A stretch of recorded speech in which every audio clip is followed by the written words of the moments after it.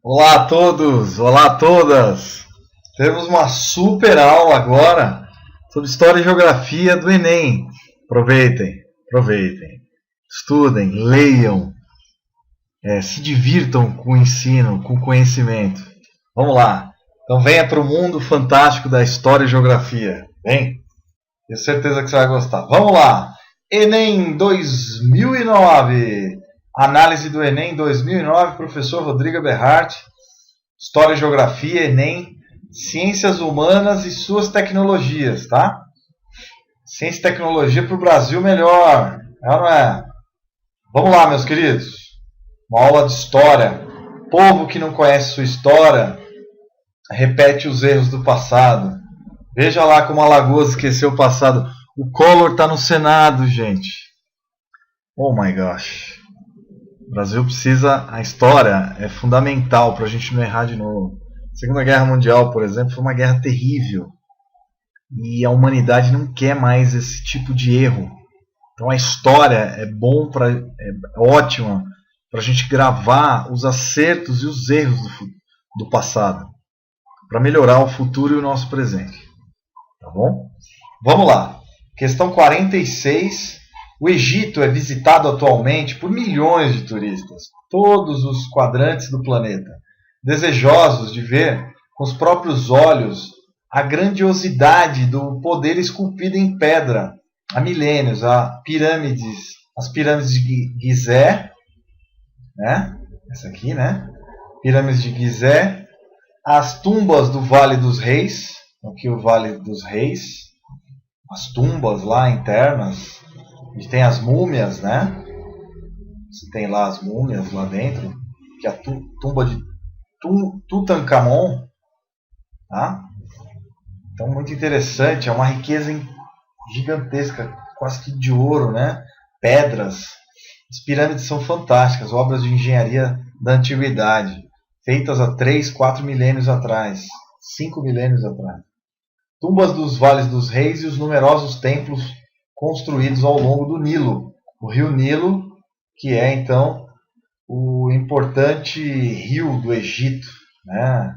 O maior rio do Egito e um dos maiores do mundo, né? Em extensão só perto para o Amazonas, tá?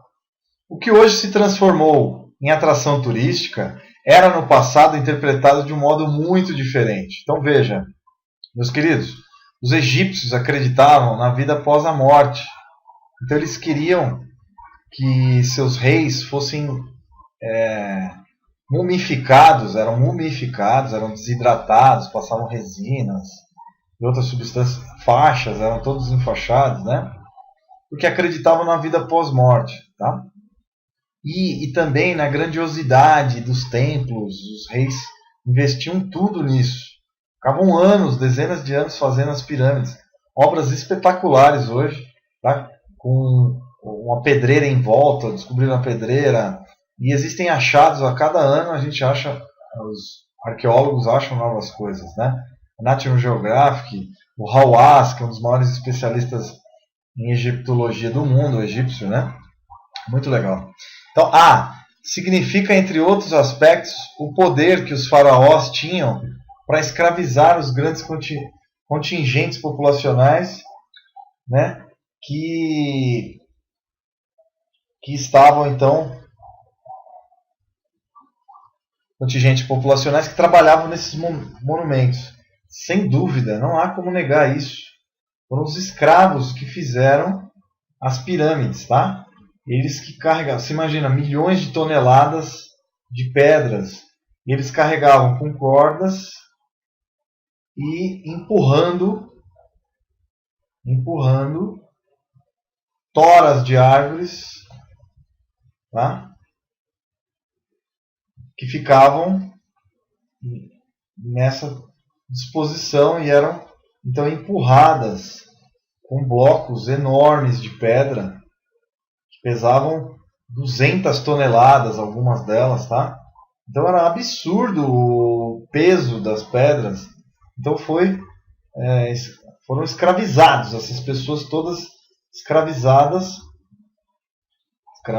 os cidadãos, para a produção desses templos. Então foi uma tirania desses reis, né? Faraós. Eu não queria estar lá para ver isso não nessa época, viu, pessoal? Vocês imaginem, eram terríveis as condições. Então, só para vocês terem uma ideia, o Egito faz 40 graus no deserto. Você imagina, as pessoas morriam de calor, de estafa. Tá? B. Representava para as populações do Alto Egito a possibilidade de migrar para o sul. Não. Significava a solução para os problemas econômicos. Também não. Gastava todo o dinheiro quase nesses tipos de monumentos. Representava a possibilidade do faraó ordenar a sociedade, obrigando os desocupados a trabalhar em obras públicas. Não. Eram obrigados, eram escravizados, né? E significava um peso para a população egípcia que condenava o luxo faraônico. Não, eles gostavam. E a religião baseada em crenças e superstições. Não, era pelo medo, né? Medo dos deuses. Amon, por exemplo. A ira de Amon. E aí vai. Tá? Bom, vamos continuar a nossa análise. Então, as pirâmides e tumbas dos templos da antiguidade oriental, aí no caso da egípcia, representavam também a autoridade, o poder dos governantes. Deixa eu escrever isso, que é legal você ter isso no seu caderno. Então, representavam, né? Representavam o poder dos governantes dessa época, sempre associados às divindades. Divindades, como Amon, eu falei, teve outros. Amon-Ra, e vai. Tal estrutura política denominava-se teocracia, era uma teocracia. Um governo teocrático. Teo quer dizer Deus também, né? Cracia. Então, era governo ligado a deuses. Uma viagem total, né, gente? Naquela época, né? Espero que isso não ocorra aqui no Brasil nunca, né? No Egito Antigo, os faraós usavam o seu poder para subjugar, né, a população, que se transformava muitas vezes em escravos, povos escravos conquistados. Então, é sempre bom a gente salientar que a civilização egípcia, a principal forma de trabalho era a servidão coletiva. Eles usavam a servidão coletiva para produzir tais obras espetaculares até hoje, né? Seria difícil produzir as pirâmides até hoje, pessoal. Demoraria dezenas de anos para a gente produzir, tá? Beleza? Então tá aí, feita essa belíssima questão, cheia de imagens, né? Muito bom. Vamos lá, vamos ver outra agora. Outra questão, que é a questão o que se entende por corte. Vamos lá. O que se entende por corte do antigo regime é, em primeiro lugar, a casa de habitação dos reis da França, suas famílias, de todas as pessoas que de perto ou de longe dela fazem parte. As despesas da corte, da imensa casa dos reis, são consignadas no registro das despesas do Reino da França, sobre a rúbrica significativa das casas reais, na Sociedade de Corte, Lisboa, 1987. Algumas casas de habitação dos reis tiveram grande efetividade política e terminaram por se transformar em patrimônio artístico e cultural, cujo exemplo é... Bom, a gente tem diversos exemplos importantes. Aqui já vou dar a resposta. O maior deles é o Palácio de Versalhes, que é a resposta do nosso exercício. Palácio exuberante, patrimônio cultural francês, olha só que bonito. Jardins bem conservados, do século XVIII, tá? 17, século XVII e XVIII, tá? Luís XIV, Luís XIII, aí vai. Tá? Então era a residência da dinastia Bourbon, então, a dinastia dos Bourbons, Bourbon, tá? De parte da nobreza francesa, foi, portanto, a grande palco das decisões do país vigente no antigo regime absolutista, né? Então, ligado ao antigo regime absolutista. que era uma mamata dos reis, né? Pegavam todo o imposto do país, né? Mas era muito bonito, olha só, que beleza. E quase não tinha banheiro. Vocês sabiam disso? O Palácio de Versalhes quase não tinha banheiro. Por que o melhor perfume do mundo é francês? Porque os franceses não tomavam banho. Isso é verdade. Era feio tomar banho naquela época. Eles punham pinicos nos corredores, pessoal. Era bem nojentinha, né? Mas bonito, né? De se ver. Hoje instalaram banheiros. Bom, o Museu Britânico, a Catedral de Colônia, a Casa Branca e a Pirâmide de Faraó Quéops, a gente vai mostrar agora. Do Quéops, começando por Quéops. Então a gente tem aqui, ó, Quéops, tá? Pirâmide de Quéops. Tá aí sendo demonstrada. Quefrem, né? Quéops.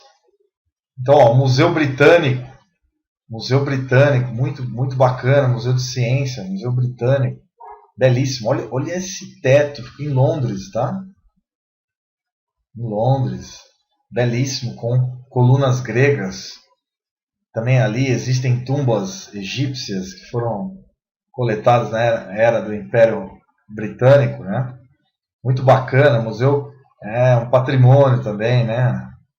Colônia, olha lá, Colônia, belíssima, aí ficou emocionado, tenho bisavós, tataravós que eram de Colônia, Munique também. Colônia foi bombardeada, essa ponte ruiu na Segunda Guerra Mundial, né? E aqui a Catedral de Colônia, a famosa Catedral de Colônia, estilo gótico, uma das maiores construções góticas do mundo, estilo gótico, só para vocês conhecerem. Aqui, Pirâmide de Quéops, bom, belíssima, olha, triângulo, olha, uma pirâmide fantástica, né? Sua entrada, 4.000 anos e vai cacetada aí, fantástico. Aqui, Catedral Gótica de Colônia, Köln, nome correto em alemão, Köln, tá? Só para vocês aprenderem. E aqui é White House, Casa Branca, belíssima Casa Branca, muitas decisões importantes do governo americano são tiradas, muito bonita a Casa Branca, né? Fica em Washington, na região leste dos Estados Unidos, né? Casa Branca com suas colunas gregas também, né? Estilo muito bonito. Muito filme, né? Armagedon, vários filmes, Independence Day, parece, bandeirinha americana, é um símbolo americano, White House. Beleza? Bacana, né, pessoal? Então, só para vocês conhecerem essas construções, beleza? Bom, meus queridos, essa aula de história é uma aula muito importante. Então tá aí, ok, né? Então, vocês conheceram, porque fica vago falar e não mostrar, né? Museu, muito bonito esse museu, hein, gente? Espetacular. Catedral de Colônia também, linda, gótica, estilo gótico, com essas torres triangulares finas, muito bonito. Então, construção final da Idade Média, quase, fantástica. Incrível. Bom, questão 48. A Idade Média é um extenso período da história do Ocidente cuja memória é construída e reconstruída segundo as circunstâncias das épocas posteriores. Assim, desde o Renascimento, esse período vem sendo alvo de diversas interpretações que dizem mais sobre o contexto histórico, né, em que são produzidas do que propriamente do medievo. Então é importante que a gente grave isso, né? Medievo era o cidadão medieval, né? E é um período de 1000 anos aproximadamente, tá?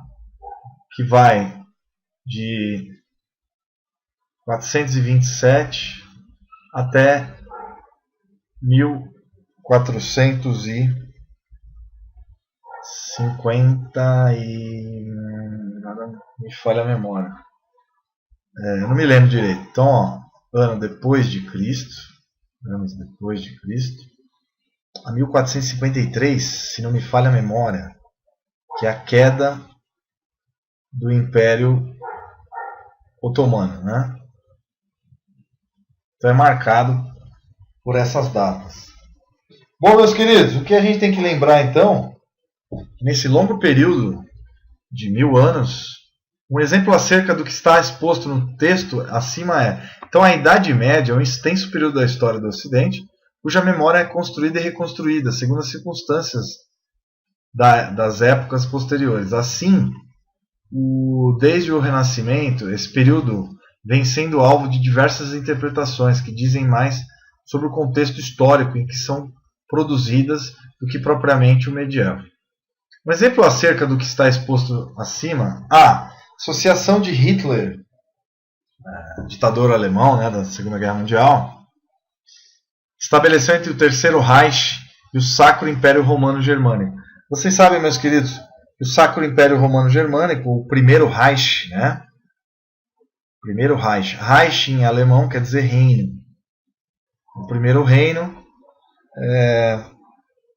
era apontado como origem do Império Germânico. Então, origem do Império Germânico. E data do início da Idade Média. Mais tarde, 1870, 1870, unificação alemã, dos reinos alemães, unificação alemã. Então, com Bismarck, o segundo Reich. Tá? O segundo Reich seria o segundo reino. E depois, com a loucura do Hitler, a fundação do Terceiro Reich. Terceiro Reich, que ele dizia que ia durar 1000 anos e não durou nem 5. 6 anos no máximo. Ainda bem, né? Eu, como descendente de alemães, tenho horror do Hitler, né? Então, na década... durou uns 10 anos, 12 anos. A década de 1930. Tá? E o Hitler quis resgatar a identidade alemã, né? Hitler, aquele louco varrido, quis resgatar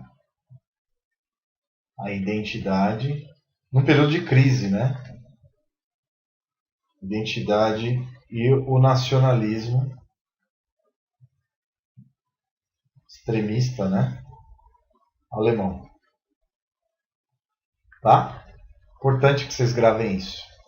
Bom, de alguma maneira, o aluno que pensou em assinalar a alternativa D, vamos ver as outras. B, o retorno dos valores cristãos medievais presentes nos documentos do Concílio do Vaticano II. Não é isso. Concílio do Vaticano II vai falar de datas e aí vai. C, a luta dos negros sul-africanos contra o apartheid, isso é no século XX. Tem nada a ver com a Idade Média, inspirado por valores cristãos. O apartheid era uma separação horrorosa entre brancos e negros. Não tem nada a ver com o que está falando. O fortalecimento político de Napoleão Bonaparte se justificava na amplitude de poderes que tiveram Carlos Magno. Não, Império Romano, ele pensava no Império Romano. A tradição heróica da cavalaria medieval, que foi afetada negativamente pelas produções cinematográficas. Pelo contrário, foram revividas, né, por Hollywood. Então a letra A é a mais correta. O Hitler quis resgatar o Império Sacro-Germânico, o famoso Sacro Império Romano, que data desde Roma, lá na queda do Império Romano com Otto, né? 427, invasão do Otto, o Barba Roxa lá, né? O Barba Ruiva. Então a invasão dos bárbaros, que eram os bárbaros alemães, né? Os magiares, os outros ostrogodos, que destruíram o Império Romano do Ocidente. Então, Sacro Império Romano.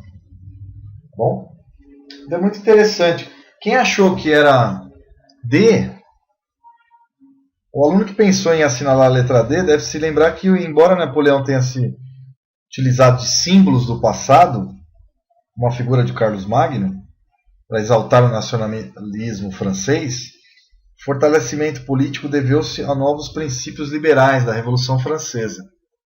Então está mais ligado à Revolução Francesa. Beleza? Não ao Carlos Magno. que era absolutista. Então a letra A é a mais correta. Então o Hitler, na sua loucura, quis resgatar a visão do Sacro Império Romano-Germânico, tá? Romano-Germânico. Beleza? Bom, vamos lá. Continuando. Resposta letra A. Estudem bastante sobre isso, tá? Na letra A, hoje em dia, nas grandes cidades, enterrar os mortos é uma prática que quase íntima, que diz respeito apenas à família. A menos, é claro, que se trate de uma personalidade conhecida. Entretanto, isso nem sempre foi assim. Para um historiador, os sepultamentos são uma fonte de informações importantes para que se compreenda, por exemplo, a vida política das sociedades. No que se refere às práticas sociais ligadas aos sepultamentos, na Grécia Antiga, as cerimônias fúnebres eram desvalorizadas, porque o mais importante era a democracia experimentada pelos vivos. Não, era muito importante também, está errado. B, na Idade Média, a igreja tinha pouca influência sobre os rituais fúnebres. Não, muita influência. Errada, tinha muita influência. Preocupando-se mais com a salvação da alma. Não, tinha grande influência. C, no Brasil colônia, o sepultamento dos mortos, na colônia, na época da colônia, né? Nas igrejas era regido pela observância da hierarquia social. Verdade. Interesse econômico. D, na época da reforma, o catolicismo condenou os excessos de gasto que a burguesia fazia para o sepultamento de seus corpos. Não condenou, não. Ela não condenou, não. E, no período posterior à Revolução Francesa, então, no período colonial, no topo dessa hierarquia estavam os homens bons. Chamavam de homens bons. Tinham mais dinheiro, olha que absurdo. Isto é, os vários setores da camada dominante, grandes proprietários rurais, membros do alto clero, comerciantes e poderosas autoridades. Né? Essas pessoas desfrutavam de vários privilégios, sepultamento da igreja. E, no período posterior à Revolução Francesa, devido às grandes perturbações sociais, abandonou-se a prática do luto. Não, tinha o luto. É a letra C. Tá? Uma hierarquia social que a igreja levava em consideração. Terceira, né? Pensando no dinheiro. Isso é uma análise histórica, pessoal. Inegável. Até hoje é assim, né? Vamos continuar. Questão 50. Essa é forte, hein? Vamos lá, questão 50. Então, vamos lá, os regimes... Opa! A primeira metade do século XX foi marcada por conflitos e processos que escreveram como um dos mais violentos períodos da história humana. Entre os principais fatores que estiveram na origem dos conflitos ocorridos durante a primeira metade do século XX, então a primeira e segunda grandes guerras, né? Guerras mundiais, né? Foram as maiores guerras que o mundo já viu, pessoal? Só para vocês terem uma ideia, na Primeira e na Segunda Guerra Mundial morreram 100 milhões de pessoas, quase. Nossa, é animal. Coisa fora do normal. A crise do colonialismo e a ascensão do nacionalismo e totalitarismo. Letra A é a correta. B, o enfraquecimento do Império Romano, do Império Britânico, Grande Depressão e corrida nuclear, não. Declínio britânico, fracasso da Liga das Nações, Revolução Cubana, foi a Revolução Cubana, segunda metade do século. Corrida nuclear, segunda metade. D, a corrida armamentista, o terceiro mundismo e o expansionismo soviético, segunda metade do século XX. Falando do século XX, né? Tá errado também. E Revolução Bolchevique, Imperialismo e Unificação Alemã. Unificação Alemã, essa unificação só ocorreu no século XIX e a outra em 1990, 89 e 90. Tá errado. Letra A é a resposta. Pessoal, então, Falando da Guerra Civil Espanhola, a gente pode falar também Guerra Civil Espanhola, que foi o prenúncio da Segunda Guerra Mundial, o treino dos soviéticos e os nazistas. A guerra foi então uma crise do Império Colonial que começou na África. Começaram a brigar, o que deu origem à Primeira Guerra Mundial. Então, crise colonialista. Olha aqui para mim. Preste bem atenção. A Primeira Guerra Mundial ocorreu porque os europeus estavam dominando a África, colonizando a África e começaram a brigar. Belgas, franceses, alemães, italianos e ingleses, basicamente. Espanhóis e portugueses também. Houve uma briga generalizada entre eles. Cada um queria uma terra para si. Aí a origem da Primeira Guerra. E a segunda, a revanche entre alemães e franceses. E aí desencadeou toda a guerra. Depois o Hitler mandou atacar a Rússia, Inglaterra e todo o Ocidente. A Itália era aliada da Alemanha. Então aqui vamos fazer uma recapitulação interessante da guerra. Aqui o maluco do Hitler e o Himmler, que era o seu braço direito. Aqui o maior canhão da guerra, aqui os mortos. Morreram mais de 60 milhões de pessoas na Segunda Guerra Mundial. Aqui Churchill, primeiro-ministro inglês. Aqui Roosevelt, o maior presidente da história dos Estados Unidos, na minha opinião. Stalin, o maior facínora, o cara que mais matou pessoas, que mandou matar pessoas. Morreram mais de 30 milhões de pessoas fuziladas por Stalin. Está cheio de socialista ainda achando ele um cara legal. Gente, aqui é a FEB, Força Expedicionária Brasileira. O Brasil também entrou na guerra, a maior guerra da história da humanidade, que é a Segunda Guerra Mundial. Segunda Grande Guerra. Foi generalizada. Grande Guerra. O mundo todo entrou na guerra, tá? Quase. Guerra Mundial. Maior guerra de todos os tempos. Os Estados Unidos demorou a entrar na guerra, só entrou em 43, esperando ver os problemas. O Hitler, com sua loucura, mandou os judeus para o Holocausto, em sua loucura. Aqui o Mussolini, que era aliado de Hitler, que era o eixo, formando o eixo Itália, tá? Itália e Alemanha. E a Áustria, que foi anexada no Anschluss, tá? Então a Itália,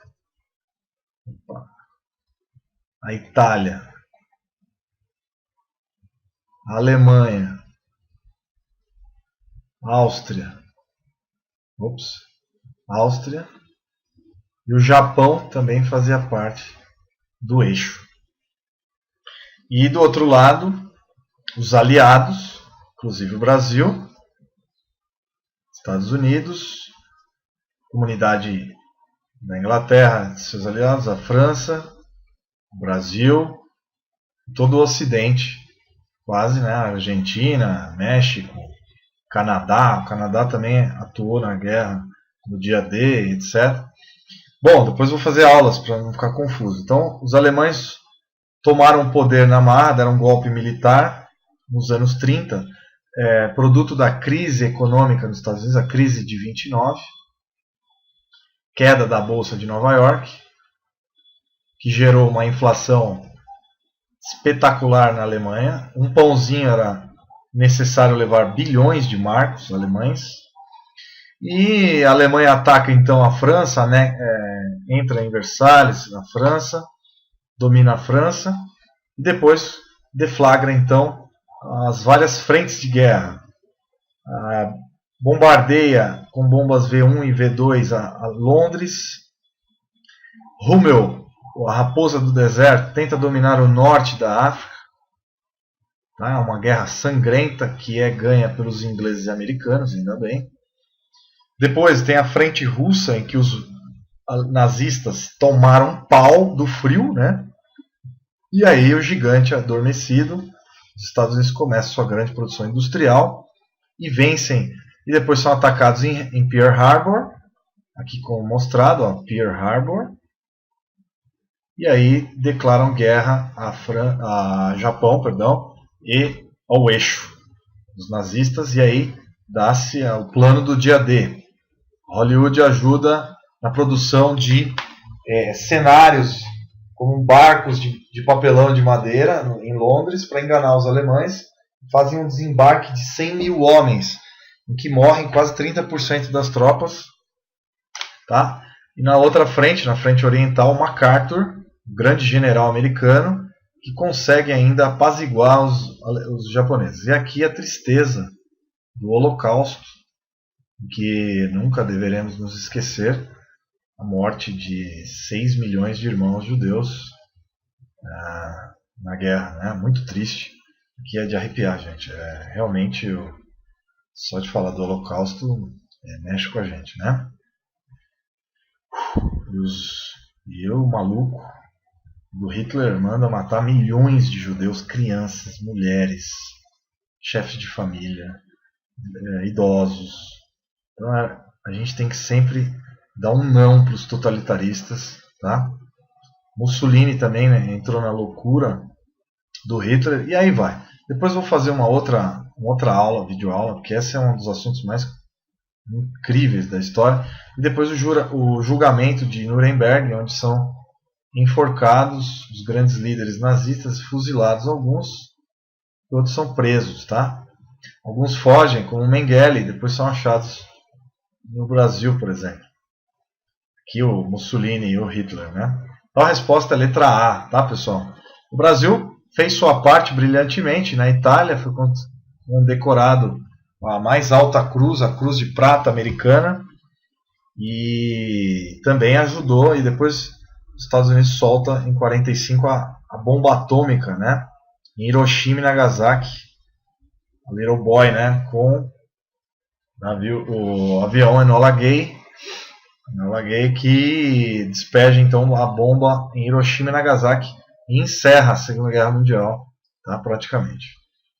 Então, os Estados Unidos inicialmente com um equipamento inferior aos alemães. Os alemães eram a primeira potência do mundo naquela época, e inicialmente começa a ganhar todas as batalhas, e depois o problema do petróleo e a inflexibilidade do Hitler, que fazem com que perca a guerra. Ainda bem, né? Eu, como descendente de austríacos e alemães, sou pró-aliado total, lógico, né? Bem feito pro maluco do Hitler. Sai fora, totalitaristas, democracia sempre. Grande abraço. História é importante. Tem um maluco ainda que tenta achar que essa história é boa, né? Esses dois fascínoras aqui, ó, Stalin e o Hitler, dois malucos, maiores assassinos da face da Terra. Mussolini, normalmente são vaidosos, são malucos, né? Mas vamos lá, questão 51. Os regimes totalitários da primeira metade do século XX apoiaram-se fortemente na mobilização da juventude em torno da defesa de ideais, né, grandiosos para o futuro da nação. Nesses projetos, os jovens deveriam entender que só havia uma pessoa digna de ser amada e obedecida, que era o líder. No caso, o Hitler era chamado de Führer, né? Grande coisa, né? E ele era louco. Quando o von Braun, que é um dos inventores da NASA, dizia ao Hitler, vamos para a Lua já, ele dava risada, dava gargalhada, não acreditava, né? As bombas V1 e V2 levaram o homem à Lua depois. Então, com a crise de 1929, a queda da Bolsa de Nova York, temos então uma explosão de totalitários, inclusive no Brasil, Getúlio Vargas, né? Getúlio Vargas, eu acho que eu pus uma foto aqui do Getúlio com o Roosevelt, não sei se eu coloquei aqui, ia até mostrar para vocês, acho que não pus não, né? Infelizmente não pus, né? O Roosevelt, por exemplo, para o Brasil entrar na guerra, ele deu uma usina, uma siderúrgica nacional, CSN, né? Então, tais movimentos sociais juvenis contribuíram para a implantação e sustentação do nazismo na Alemanha, fascismo na Itália, na Espanha e em Portugal. No Brasil também tinha um movimento de direita, né? Então Franco na Espanha, Salazar em Portugal, Mussolini na Itália, Hitler, e aí vai. Então, a gente tem aqui as pessoas Salazar, Mussolini, Salazar e o Hitler, né? Bom, eu risquei aqui, ó. Pelo sectarismo, pela forma violenta, radical, né? Então, vamos ver aqui, ó. Os regimes totalitários, né? Então, pelo sectarismo, então, governos autoritários de extrema direita. Extrema direita. A gente tem que tomar muito cuidado para isso não voltar, viu, gente? Extrema direita, em ascensão, utilizavam da influência de seus líderes carismáticos entre a juventude para impor o regime, propondo, por exemplo, perseguições contra grupos de esquerda que pregavam a luta de classes, no momento de polarização entre fascistas e comunistas. Entre fascistas e comunistas no período entre guerras. Tá? Então, letra A, importante gravar isso.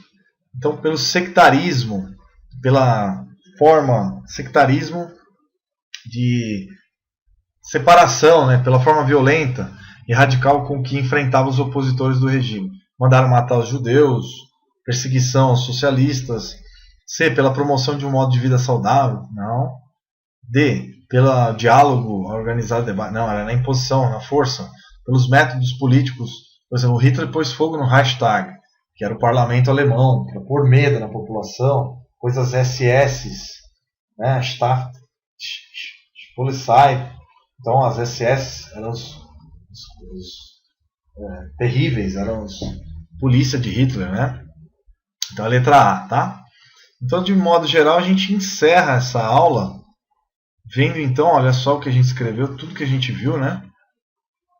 Então, mostrando como a história é importante, né, pessoal? E a luta pela liberdade, pela democracia, que no Brasil também a gente deve preservar essas coisas, esses ensinamentos do passado. Tá bom? Então, me despeço, lembrando sempre que a história nos dá lucidez, tanto do presente, do passado e do futuro. Leia história! Muito importante! Grande abraço. Tchau, tchau. Pense nessa aula. Grande abraço. Elimine os totalitários. Nunca deixe eles ganharem o poder. Os totalitaristas são terríveis. Grande abraço. Tudo pela democracia. Tchau, tchau.